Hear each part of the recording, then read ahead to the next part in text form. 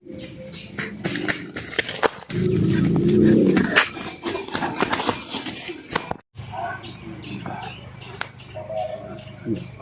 ഉലുവേ ഏച്ചി എന്തത് കാട്ടൻ്റെ എറിഞ്ഞാലത് നീട്ടി എല്ലി വേണ്ട വേറെ ആരും പൈസ ഇട്ടുമ്പോഴത്തേട്ടാ. ആ കള്ളപ്പവിത്രനല്ലേ പോയത്? ആ പോവാണെങ്കിൽ അയാളത്തെ എന്തി അടിച്ച് പിടിക്കണം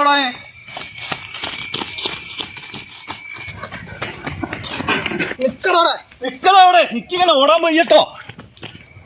എന്തിനാണ് എന്നെ ഓടിക്കുന്ന? എനിക്ക് ശ്വാസം മുട്ടലാണ്.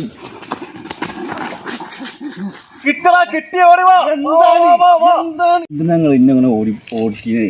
അതിനോട് ഞങ്ങൾക്കൊരു ദേഷ്യം ഉണ്ടായിട്ടല്ല. എൻ്റെ പാതി ഞങ്ങൾക്ക് തുടർന്ന് പോകാൻ വേണ്ടിയിട്ട് മഴക്കാലമായതുകൊണ്ട് 10 പൈസ പണിയുമില്ല, ഒന്നുമില്ല. ഇതൊന്ന് കിട്ടിക്കഴിഞ്ഞാൽ എന്തെങ്കിലും ഈ അവിടുന്ന് അടിച്ചു മാറ്റുന്നത് ഞങ്ങൾ കണ്ടു. വെറുതെ കിട്ടണതല്ലേ. അപ്പോൾ ഞങ്ങൾക്കും അതിലേക്ക് ഒന്ന് കടന്നു കഴിഞ്ഞാലോ എന്നൊരു ആഗ്രഹമുള്ളതുകൊണ്ട് ചോദിച്ചോ. എന്തിനാ നിങ്ങൾ പഠിക്കണത്? ഞാൻ എൻ്റെ നിവൃത്തികളോട് ഇതിന് ഇറങ്ങിപ്പോയതാണ്. എന്താ എൻ്റെ നിവൃത്തികേട്? ഞങ്ങളും എന്നെ പോലെ തന്നെ. ഞങ്ങളിപ്പോൾ മഴക്കാലമൊക്കെ ആയിട്ട് ഒരു പണിയും തരം ഇല്ലാത്തതുകൊണ്ടാണ് ഞങ്ങളിപ്പോൾ എന്നോട് ഇതൊന്ന് ചെയ്തു തരാൻ പറ്റുമെന്ന് ചോദിച്ചത്. ഞാൻ ഓരോ സംരംഭങ്ങൾ ഓരോന്നൊക്കെ തുടങ്ങി വയ്ക്കി കഴിച്ചിലാവും വിചാരിച്ചിട്ട്. കാരണം ഒരു സംരംഭം തുടങ്ങി എൻ്റെ അടുത്ത് ചിലവാക്കാൻ ക്യാഷും പൈസയും കാര്യങ്ങളൊന്നും ഇല്ലായിരുന്നു. അങ്ങനെ ഈ ചെറുകിട ലോണുകൾ അവിടുന്ന് ഇവിടുന്നൊക്കെ കിട്ടാണ്ട് പറഞ്ഞിട്ട് അതൊക്കെ ഓരോന്നും അവിടുന്ന് ഇവിടുന്ന് ആഴ്ചയിലും മാസത്തിലൊക്കെ അടയ്ക്കുന്ന ലോണുകൾ ഞാൻ 25,000, 30,000, 50,000 ഒക്കെ ആയിട്ട് പല ഭാഗത്തുനിന്ന് വാങ്ങിയിട്ടാണ് ഓരോന്ന് തുടങ്ങി വയ്ക്കിയത്. അത് തുടങ്ങിയത് അത് പൊട്ടിപ്പോയി ചെയ്ത് അങ്ങനെ കുടുങ്ങി. ഇപ്പോൾ വീട്ടിൽ ചെന്നാൽ എനിക്ക് ഉറങ്ങാൻ പറ്റുന്നില്ല. ഞാൻ വീട്ടിൽ ചെന്നാൽ വൈഫ് പറയണത് നാളെ അടവുണ്ട്, 4,000 വേണം, 3,000 വേണം, 2,000 വേണമെന്ന് പറഞ്ഞ് ഞാൻ പണിയെടുത്തിട്ട് എത്തുന്നില്ല.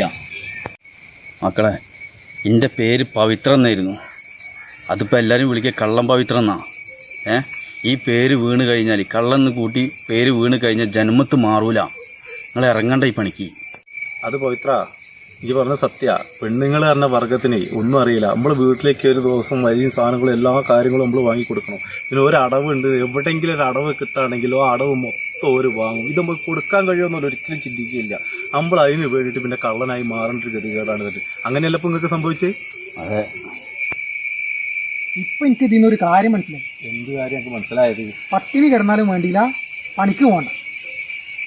നായിന്റെ വാല് 12 കൊല്ലം കുഴലിട്ടാലും അത് വളഞ്ഞോണ്ടേയിരിക്കും.